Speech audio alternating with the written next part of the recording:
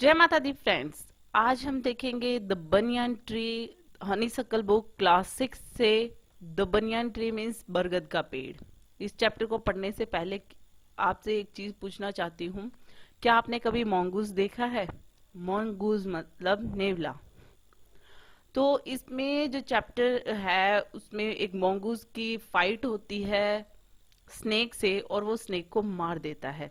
और आपने कई बार सुना भी होगा स्टोरीज में दादी नानी से कि मोस्टली जो मंगूज होते हैं वो पावरफुली रहते हैं स्नेक पे, क्योंकि वो काफी फुर्तीले होते हैं और वो उसको बाइट कर लेते हैं काफी सारी जगह पे, और जो फाइटिंग है उसमें इनको टायर्ड भी कर देते हैं स्नेक को, इसलिए मोस्टली मंगूज ही जीतते हैं। तो इस स्टोरी में भी ऐसा ही है। देखते हैं हम आगे द बनियन ट्री चैप्टर में। तो द बनियन ट्री, जब ये चैप्टर शुरू होता है, the fight of the cobra and the mongoose is a classic drama often seen in India and the outcome is largely the same. जैसे कि अभी मैंने बताया कि हमने काफी सुना है, और मोंगूज और कोबरा की जब लड़ाई होती है तब ऑफनली हम जब भी कभी देखते हैं तो उसमें कौन जीतता है? mongoose। The mongoose is not immune to the venomous bite but is faster and quicker in motion than the snake। सिर्फ वो काटता ही नहीं है, ज्यादा क्विकर भी होता है क्योंकि उसकी छोटी बॉडी होती है, ज्यादा उछल कूद करता है, मोशंस में भी काफी मोमेंट्स में भी काफी फास्ट होता है जो mongoose होता है in comparison to snake. The cobra assumes a posture of defense and attempts to reach the animal by a whipping strike, but the quick moving mongoose jumps out of reach and comes at the snake from another direction। होता क्या है कि जो mongoose होता है और जो cobra है, जब इनकी फाइटिंग होती है तो इनका क्या होता है कि जो कोबरा होता है वो मोस्टली एक पोस्चर लेता है डिफेंस का, और डिफेंस के साथ साथ वो सामने वाले एनिमल पे अटैक करने की सोचता है ताकि वो अपना जहर उसमें छोड़ सके। लेकिन mongoose क्या होता है, वो इतना क्विकली मूविंग होता है कि वो जो अटैक करने वाला होता है स्नेक, वो उससे बच निकलता है और वो दूसरी डायरेक्शन में कूदकर और फटाफट वो स्नेक को बाइट कर लेता है। Before the snake can get into striking position again, जब तक वो स्ट्राइकिंग पोजीशन स्नेक वापस से लेता है, मतलब अपना फन वगैरह तैयार करता है या एक पोजीशन लेता है, तब तक तो this constant moment tries and discourages the snake, and the mongoose is finally able to leap in close and bury its teeth in the snake's neck। इसमें सब में क्या होता है, वो पोजीशन लेता है फिर स्ट्राइक करता है। तब तक mongoose क्या होता है कि जैसे ही वो स्ट्राइक करता है वो अनदर साइड जंप करके और उसे काट लेता है। मतलब वो इतना थक जाता है स्नेक जो है, वो इतने मोमेंट करके और इतनी स्ट्राइक करके, और mongoose काफी फास्टली क्विकली आप कह सकते हो कि जल्दी से वो इधर उधर जंप करता है और उसे काट लेता है। लास्ट में क्या होता है, स्नेक को वो नेक पे काट लेता है अपने टीथ से, usually severing the joints of its vertebrae. So इसमें क्या होता है कि मोस्टली इस तरीके से जब वो काटता है और जॉइंट्स वगैरह में, तो इससे स्नेक की डेथ हो जाती है। तो इस चैप्टर में भी mongoose और कोबरा की ऐसी ही फाइट हमें, जो नैरेटर है, जो राइटर है, मीन्स जो राइटर कौन है, रस्किन बॉन्ड। तो रस्किन बॉन्ड की ही ये स्टोरी है, और सेटिंग देखें तो ये मोस्टली जो रस्किन बॉन्ड हैं वो देहरादून साइड में ही ज्यादा उनके जो जो भी स्टोरीज होती हैं उनकी सेटिंग वहीं पे होती है। You must have seen a banyan tree, this is a story about what the author saw as a young boy. आपने बहुत सारे बनियन ट्री देखे होंगे, ऑफ कोर्स आपने बरगद के पेड़ देखे होंगे। ये भी एक स्टोरी है कि इसमें जो ऑथर है, जो राइटर है, जो वो एक यंग बॉय हुआ करता था उस टाइम पे, एक ओल्ड बेनियन ट्री पे वो बैठा था, जो कि उसके ग्रैंडफादर के घर पे लगा हुआ था। मतलब उसके घर पे था, ग्रैंडफादर के, उसके दादाजी के घर पे एक ओल्ड बेनियन ट्री था, उस पे बैठ के इसने ये सब कुछ देखा था जो इस स्टोरी में इसने बताया है। पार्ट वन में क्या है, though the house and grounds belong to my grandparents. माना कि घर और वहां की जो भी ग्राउंड वगैरह था वो सारा मेरे ग्रैंड पेरेंट्स को बिलोंग करता था, लेकिन जो ओल्ड बनियन ट्री था वो सिर्फ मेरा था, क्योंकि इसलिए मेनली इसलिए भी था वो मेरा, क्योंकि मेरे ग्रैंडफादर जो थे वो 65 के हो चुके थे, तो वो तो ज्यादा पेड़ पे चढ़ नहीं सकते थे, मतलब कि बनियन ट्री पे चढ़ नहीं सकते थे, तो वो उस पे कौन चढ़ सकता था? सिर्फ मैं, और इसलिए वो बनियन ट्री मेरा था। It's spreading branches with hues to the ground and look took root again। मतलब जो बनियन ट्री था उसकी जो ब्रांचेस थी वो इतनी लंबी थी, और जो वो होता है ना कि बरगद के पेड़ पे वो कि कुछ ब्रांचेस इस तरीके से लटक रही होती हैं कि वो रूट्स को टच करती हैं। फिर वहां पर मतलब बहुत सारे नंबर ऑफ ट्विस्टिंग पासेस होते हैं उसके अंदर, कि इंसान आराम से उस पे चढ़ सकता है। और इन सब से उसको काफी अच्छा लगता था, जो ऑथर थे उनको, कि वो उनको एंडलेस प्लेजर दिया करता था वो ओल्ड बेनियन ट्री। अब उस बनियन ट्री में सिर्फ हमारे जो ऑथर हैं वही नहीं जाते थे, उसमें कुछ स्क्वेरल्स थी, स्नेल्स थे, बटरफ्लाईज थी, तो ये सारी चीजें भी होती थी, जैसे गिलहरी वगैरह होते हैं, स्नेल्स होती हैं, बटरफ्लाईज होती हैं, तो ये सारी भी उस ट्री में रहती थी। जो ट्री था वो इतना ओल्ड था कि वो घर से भी ओल्ड था, मतलब हमने घर बनाया था वो उससे भी पुराना था। इनफैक्ट वो ग्रैंडफादर से भी पुराना था, इतना पुराना होगा शायद देहरादून जितना पुराना। तो मतलब जैसा मैंने बताया, रस्किन बॉन्ड की स्टोरीज में देहरादून का जिक्र जरूर होता है, क्योंकि उनकी सेटिंग या जहाँ वो वहीं से हैं तो मोस्टली वो वहीं के बारे में लिखते हैं। I could hide my self in its branches. और यहाँ पे ऑथर कह रहे हैं कि वो जो थे वो उनकी जो बनियन ट्री का जो ब्रांचेस थी उसमें खुद को छुपा सकते थे, इतना पुराना था, इतना ह्यूज था वो। Behind thick green leaves and spy on the world below. और वो जो मोटी मोटी जो उसकी पत्तियां थी उसके बीच में वो खुद को छुपा लेते थे, और उसके बाद में मतलब सीक्रेटली वो जो वर्ल्ड जो उसके मतलब नीचे कुछ भी हो रहा होता था वो उसे देखता था, मतलब ट्री के नीचे जो भी कुछ होता था, या फिर उसे जो भी उस ट्री पे बैठने के बाद में उसे जो नजर आता था वो वहां पर सीक्रेटली बैठा बैठा देखता रहता था। जब आगे हम देखते हैं, my first friend was a small grey squirrel.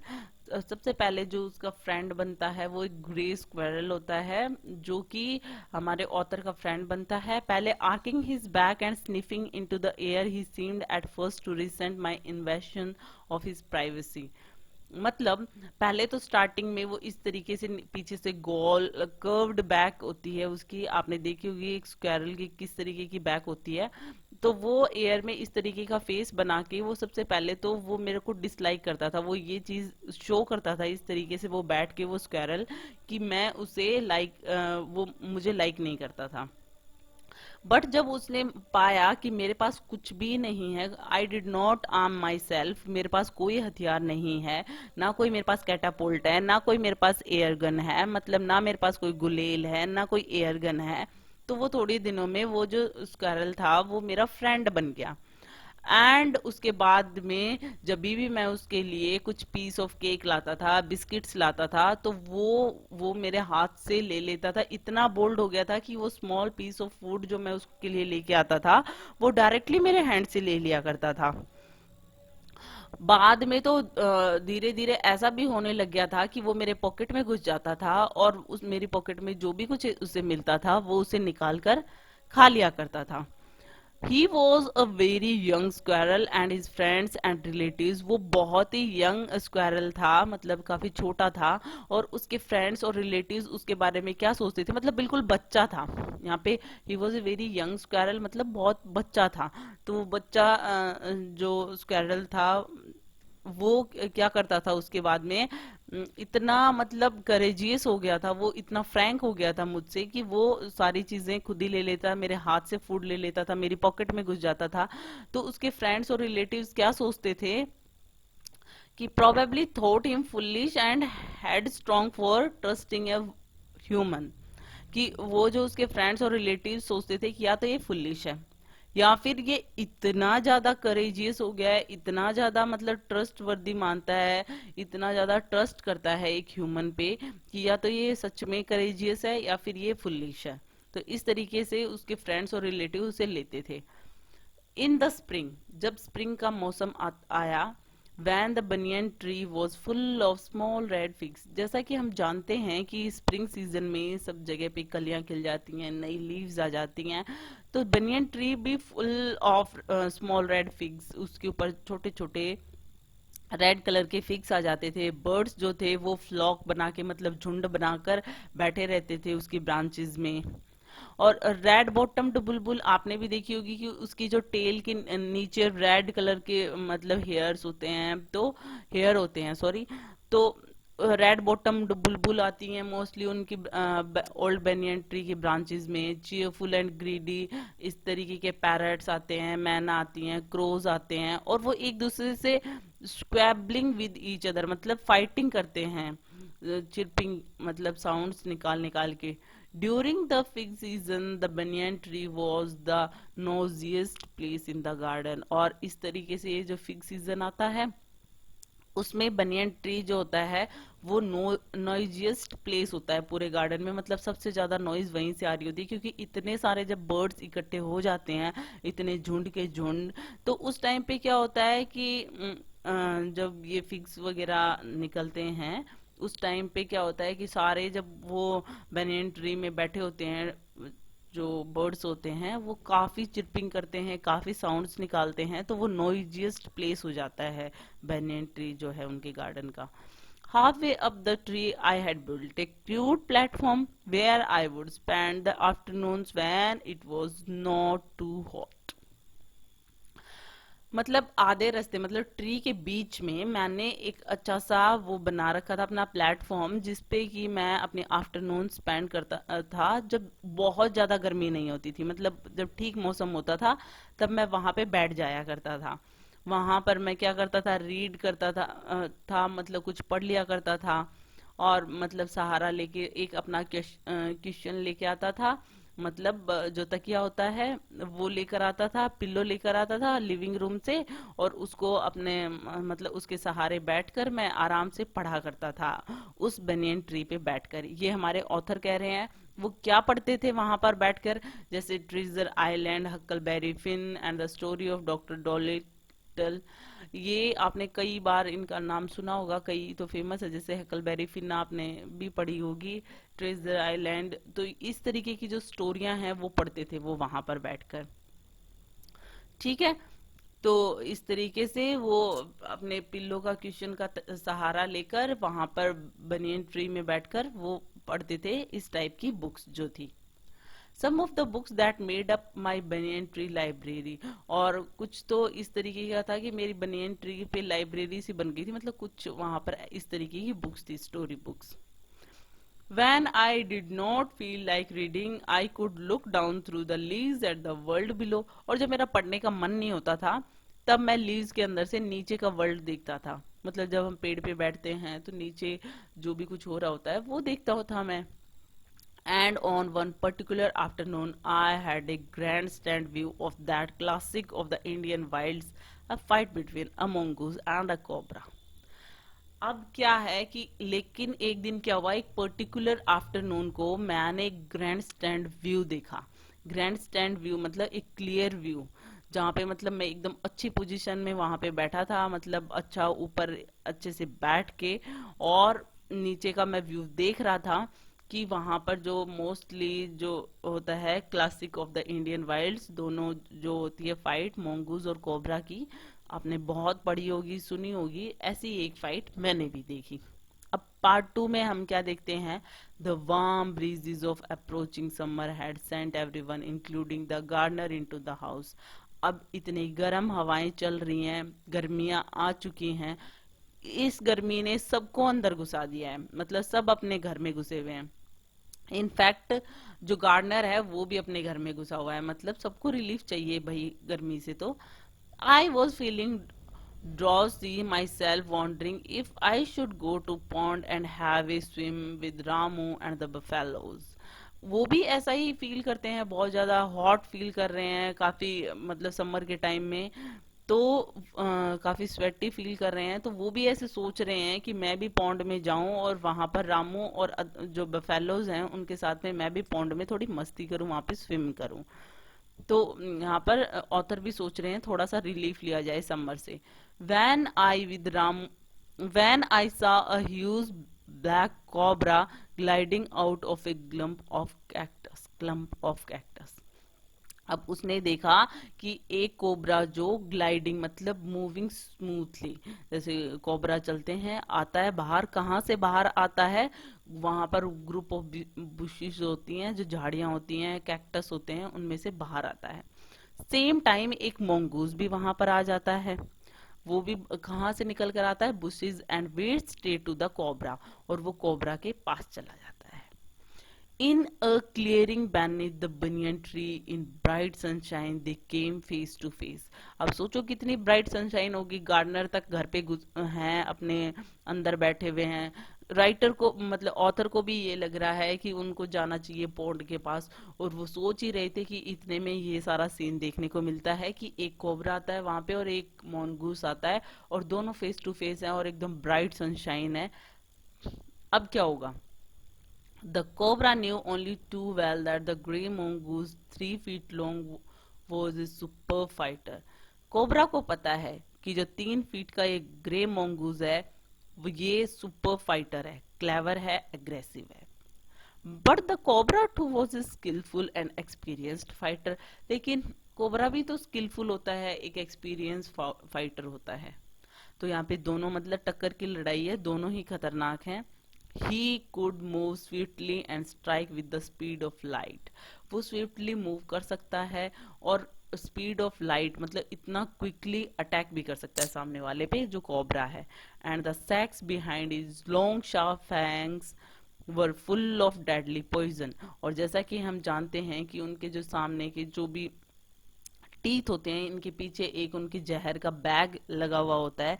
आपने भी सुना होगा कि जो स्नेक का माउथ होता है उसके पहले तो टीथ होते हैं और उसके पीछे जो बैग होता है उसमें पॉइजन होता है, और जब भी वो किसी को काटता है और वो पॉइजन छोड़ देता है तो इंसान खत्म हो जाता है। उसी तरीके से ये मोंगूज को भी मारने की सोचेगा। It was to be a battle of champions, मतलब दोनों ही यहाँ पर टक्कर की लड़ाई है। मतलब मोंगूज भी कम नहीं है, वो फाइटर है, क्लेवर है, अग्रेसिव है। तो दूसरी तरफ कोबरा जी जो हैं वो भी बहुत ज्यादा स्ट्राइक करना जानते हैं, एक एक्सपीरियंस्ड फाइटर है और साथ ही साथ में स्किलफुल भी हैं, और उनके पास में जो लॉन्ग शार्प टीथ हैं उनके पीछे एक बैग है जिसमें पॉइजन है। तो वो उसे अटैक करने की कोशिश करेगा। तो यहाँ पे दोनों की लड़ाई स्टार्ट होगी। अब hissing defiance, his forked tongue darting in and out, the cobra raised 3 of his 6 feet off the ground। अब क्या होता है कि हिसिंग साउंड निकाल रहा है एकदम रिबिलियन तरीके से, और उसकी जो फॉक टंग है, मतलब आपने देखा होगा उसकी टंग जो होती है ना उसमें 2 फॉक की तरह लंबे लंबे, मतलब बीच में से ऐसे कटी हुई सी जीभ आपने देखी होगी जब वो फुंकारता है। जो कोबरा होता है वो स्नेक देखा होगा आपने।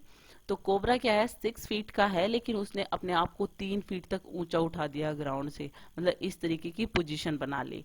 और अपना जो ब्रॉड स्पेक्टिकल्ड हुड है, जो मतलब आगे का जो मुंह है जो चौड़ा होता है, मतलब फन तान लिया है।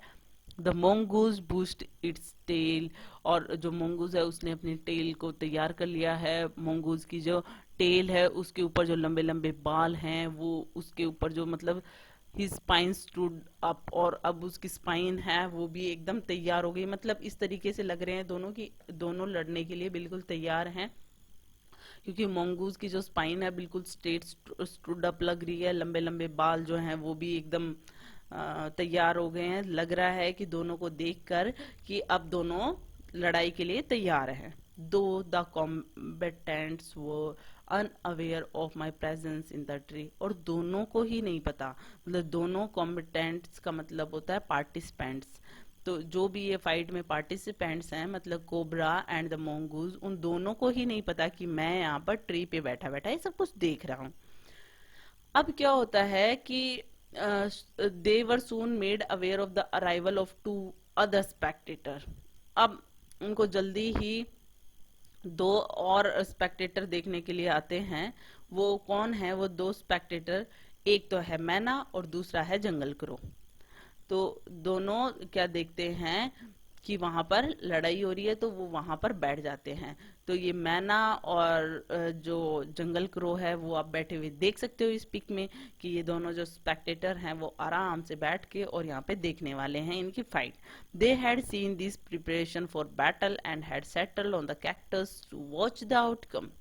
और वो खुद को सेटल कर लेते हैं, ये बैटल की प्रिपरेशन भी देख रहे हैं और साथ ही साथ में अब रिजल्ट का इंतजार कर रहे हैं कैक्टस पे बैठे बैठे कि क्या होने वाला है।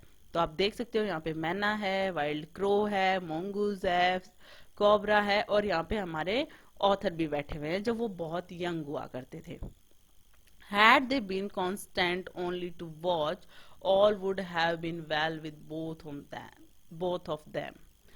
तो अब वो क्या है कि क्या वो सिर्फ यहाँ पर ये सब कुछ देखने के लिए आए हैं, और तो ये वेल हमें आगे पता चलता है कि ये दो जो स्पेक्टेटर जो नए आए हैं वो आए क्यों हैं। The cobra stood on the defensive, swaying slowly from side to side. अब कोबरा क्या होता है, जैसे कि मैंने बताया उसका लड़ाई करने का ये तरीका होता है, वो डिफेंसिव भी होता है और साथ ही साथ में वो देखता है कि मुझे कब अटैक करना है। तो अब वो क्या है, मोंगूज को मैस्मराइज करने की कोशिश कर रहा है कि मतलब कि वो कोई फॉल्स मूव करे और मैं उस पर अटैक करूं। तो इस तरीके से वो सामने उसके जो कोबरा है वो फन तान कर इस तरीके से वो बैठा हुआ है कि वो मैजिकली परसुएड करने की कोशिश कर रहा है उसे कि वो मैस्मराइज कर दे मोंगूज को ताकि वो कोई फॉल्स मूव ले। But the mongoose knew the power of his opponent's glassy unwinking eyes. लेकिन जो मोंगूज है वो भी कोई पागल नहीं है, वो भी पता है कि उसका सामने वाला जो दुश्मन है उसकी आईज किस तरीके की हैं, बिल्कुल भी नहीं झपकाता है, मतलब ये भी अटैक करने के लिए तैयार हो चुका है। तो यहाँ पर जो उसकी गेज है, जो मोंगूज की गेज है वो उसके आईज में ना होकर उसके पूरे हुड पे है, मतलब वो जो फन है उसके ऊपर है और मतलब कब ये अटैक करेगा and open the attack. Moving forward quickly until he was just within the cobra's reach, the mongoose made a pretended move to one side. जैसे ही कोबरा उस पे अटैक करता है और जैसे ही कोबरा उस तक पहुंचने वाला होता है, मोंगूज फटाफट एक जो है मूव वहां पर एक साइड में मूव कर जाता है, मतलब दूसरी साइड में सरक जाता है। Immediately the cobra struck his great hood came down so swiftly that I thought nothing could save the mongoose. मतलब इस तरीके से इतना स्विफ्टली उसने वार किया था कि लग रहा था कि mongoose को कोई नहीं बचा सकता। बट वो जो लिटिल फेलो था ना, मतलब जो mongoose था वो भी कम नहीं था, वो इतना अच्छे से जंप करता है नीटली एक साइड में और वहां पर and darted in as swiftly as the cobra, biting the snake on the back and darting away again out of reach. और उसके बाद में वो खुद को बचाता भी है जो मोंगूज है, और उसके बाद में बचाते हुए दूसरी साइड में जैसे ही वो जंप करता है साथ में वो बाइट करता है स्नेक को उसके बैक पे और फिर आगे हट जाता है, वो उसके मतलब दूरी बना लेता है कोबरा से। देखा कितना अच्छा मतलब कोबरा से फाइट कर रहा है यहाँ पे mongoose. At the same moment that the cobra struck, the crow and the myna hurled themselves at him only to collide heavily in mid air. अब क्या होता है कि जैसे ही वो कोबरा पे जैसे ही अटैक करता है मोंगूज, वैसे ही कि हाँ ये घायल हो चुका है अब थोड़ा बहुत, तो वो जो वाइल्ड क्रो और मैना ये सब कुछ देख रहे होते हैं तो वो जल्दी से उस पर अटैक करते हैं। और अटैक ऐसा होता है कि वो आपस में ही कोलाइड कर लेते हैं, मतलब आपस में ही टकरा जाते हैं क्रो और मैना मिड एयर में ही, और वापस चले जाते हैं। Shrinking insults at each other they return to the cactus plant, मतलब एक दूसरे को ऐसे नहीं होता है एंगरली देख के, और फिर वापस कैक्टस प्लांट पे लौट आते हैं। A few drops of blood glisten on the cobras back, मतलब अब कुछ ड्रॉप जो हैं ब्लड की वो देख सकते हो आप कोबरा के बैक पे, क्योंकि उस पे अब हमला हुआ था, मोंगूज ने हमला किया था, तो शाइन कर रही हैं वो जो ब्लड की बूंदें हैं कोबरा की बैक पे। The cobra struck and missed again, the mongoose sprang aside, jump in and bit. Same वही चीज होती है, फिर कोबरा उसके ऊपर अटैक करता है, फिर वो मिस हो जाता है, फिर मोंगूज जो होता है वो साइड में कूद कर फिर उसको काट लेता है। Again the birds dive at the snake, bumped into each other instead and returned shrinking to the safety of the cactus. वापस से वही सब कुछ होता है। फिर वो जब काटता है तो दोनों बर्ड्स जो होती हैं फिर डाइव मारते हैं स्नेक पे, लेकिन अब की बार भी वो आपस में कोलाइड कर जाते हैं और फिर वापस से वो कैक्टस पे आके फिर बैठ जाते हैं। उनका अपना ही चल रहा है, वो अपनी मस्ती में है दोनों। अब देखो क्या होता है। The third round followed the same course. अब तीसरे राउंड में भी वही होता है, मतलब वो जो फाइट हो रही है दोनों के बीच में उसमें वही होता है, but with one dramatic difference. क्योंकि लेकिन इस बार जो अटैक होगा उसमें एक डिफरेंस है। The crow and the man are still determined to take part in the proceeding. वो दोनों तो तैयार बैठे हैं, वो वापस से पार्ट अपना जितना पार्टिसिपेशन है वो देंगे। जैसे अब लास्ट के 2 जो हुए थे उस पे अटैक, जब स्नेक पे, कोबरा पे, तब उन्होंने पार्ट लिया था, उसी तरीके से अगेन लेंगे, कोबरा पे डाइव करेंगे। But this time they missed each other as well as their mark. अब की बार क्या होता है, लास्ट 2 टाइम तो वो एक दूसरे से ही कोलाइड कर रहे थे और वापस कैक्टस पे जाकर बैठ जा रहे थे, लेकिन इस बार वो कोलाइड नहीं किए। और मैना क्या हुई, जैसे ही मतलब कोबरा पे अटैक हुआ था मोंगूज के थ्रू,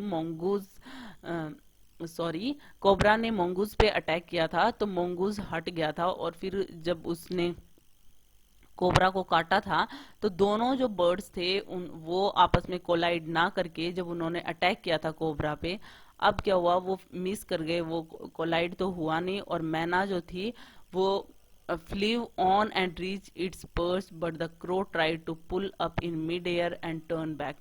मतलब मैना तो वहां से निकल गई, लेकिन जैसे ही क्रो ने अटैक किया था कोबरा पे वो वापस नहीं आ पाया, और जैसे ही बैक में उसे क्या हुआ, विद इन सेकेंड, तो बर्ड को क्या हुआ, कोबरा ने इतनी जोर से विप किया, मतलब बैक मूव मारा सडनली बैक साइड से, और इस तरीके से सडनली उस पर अटैक हुआ कि वो ग्रेट फोर्स के साथ में मतलब काफी दूर जाकर गिरा। तो अब क्या हुआ, मतलब उसके कहाँ पर लगी थी, जो क्रो था उसकी नोज एंड माउथ के बीच बीच में जो जगह होती है उस वाली जगह पे, स्नाउट पे, और इतनी जोर से लगी थी कि उसकी बॉडी जो है वो 20 फीट अक्रॉस द गार्डन, मतलब इतनी दूर जाकर गिरा। It fluttered about 4। तो जैसा देख सकते हो आप कि यहाँ पे जो लड़ाई है वो चल रही है, और यहाँ पे देखो एक बर्ड जो होता है, मैना होती है, वो तो उड़ जाती है यहाँ से, लेकिन क्रो की हालत बुरी है क्योंकि वो 20 फीट दूर जाके गिरा है, क्योंकि उसको जैसे ही वो कोबरा की तरफ बढ़ा था, कोबरा ने उस पर अटैक कर दिया था।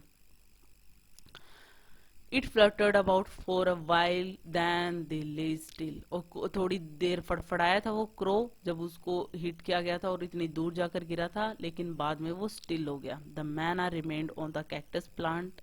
लेकिन मैना जाकर वापस से कैक्टस प्लांट पे ही बैठ गई। And when the snake and the mongoose returned to the fight, very wisely decided not to interfere again। और जैसे ही स्नेक और मंगूज वापस से अपनी फाइट में लग गए तो हमारी मैना जी ने सोच लिया कि अब इनको इंटरफेयर नहीं करना, वरना अभी जो क्रो के साथ हुआ था वो तुम्हारे साथ भी हो सकता है। The cobra was weakening and the mongoose, the cobra जो है वो अब थोड़ा सा कमजोर पड़ रहा है, और मोंगूज जो है वो बड़ा ही फियरलेसली उसके ऊपर हमला कर रहा है। Raised himself on his short legs and with a lightning snap had the big snake by the snout. और वो काफी मोंगूज जो है वो फियरलेसली फाइट कर रहा है, वो खुद को छोटी सी जो उसकी छोटी छोटी टांगे हैं उनके ऊपर खुद को रेज कर रहा है, और फिर एकदम से उसके ऊपर, स्नेक के ऊपर, उसकी स्नाउट के ऊपर फिर अटैक कर रहा है। The cobra writhed and lashed about in a frightening manner। वो भी कर रहा है, and even coiled himself about the mongoose। वो mongoose के चारों तरफ कोइल्ड करते हैं ना, मतलब घेरा बना लेते हैं, मतलब पकड़ बना लेते हैं। जो कोबरा, सांप, जो स्नेक होते हैं वो ये पकड़ते हैं अपने शिकार को, तो इस तरीके से कॉइलिंग करके, मतलब गोल गोल होके mongoose को पकड़ने की कोशिश कर रहा है, बट टू नो अवेल, मतलब लेकिन उसे सक्सेस नहीं मिल रही है। The little fellow hung grimly on until the snake has ceased to struggle। और वो उसको जो है लिटिल फेलो मतलब जो mongoose है वो उसको इस तरीके से दबोचे हुए कि जब तक वो स्ट्रगल करेगा स्नेक को तब तक वो उसे छोड़ेगा नहीं। He then smelled along its quivering length, grimbled it round the hood and dragged it into the bush। और फिर वो उसकी जो कपकपाता हुई जो लेंथ है मतलब पूरा जो बॉडी है वो लेकर वो उसको स्मेल करता है और उसके बाद में बुशेस में ले जाता है उसकी बॉडी। मतलब अब जो स्नेक है वो खत्म होने वाला है, नियर टू डाई है। The man are dropped cautiously to the ground, hopped about, burst into the bushes from its safe distance। अब मैना जो होती है वो ग्राउंड पे आती है और वहां पे देखती है कि बुशेस में क्या हो रहा है, मतलब एक सेफ डिस्टेंस से देखती है लेकिन। एंड देन विद ए शिल क्राई ऑफ कॉन्ग्रेचुलेशन फ्लेव अवे। मतलब ये देखकर उसने बुशेस में थोड़ा डिस्टेंस से देख रही थी और उसके बाद में इस तरीके की क्राई करके कि वो कॉन्ग्रेचुलेशंस दे रही हो, कॉन्ग्रेचुलेशन क्राई के साथ में वो वहां से उड़ जाती है। मतलब जान बच गई मैना की। और यहाँ पे क्रो जो था वो खत्म हो गया था इस लड़ाई के चक्कर में, उसकी भी शामत आई हुई थी। तो ये जो थी हमारी स्टोरी थी जिसमें एक मोंगूज और एक कोबरा की लड़ाई हो रही थी और एट द एंड जो है मोंगूज जीत जाता है। मोंगूज के लिए कॉन्ग्रेचुलेशन वाली फीलिंग आ रही थी यहाँ पे मैना को। और ये हमारा चैप्टर कंप्लीट हो चुका है। और ये स्लाइटली एम्ब्रिज्ड जो रस्किन बॉन्ड जी का चैप्टर था जिसकी सेटिंग देहरा की थी और द ओल्ड बनियन ट्री और the banyan tree. Hope you like it. If you like it please hit the thumbs up button, please subscribe the channel, put your views and suggestion in comment section। So thank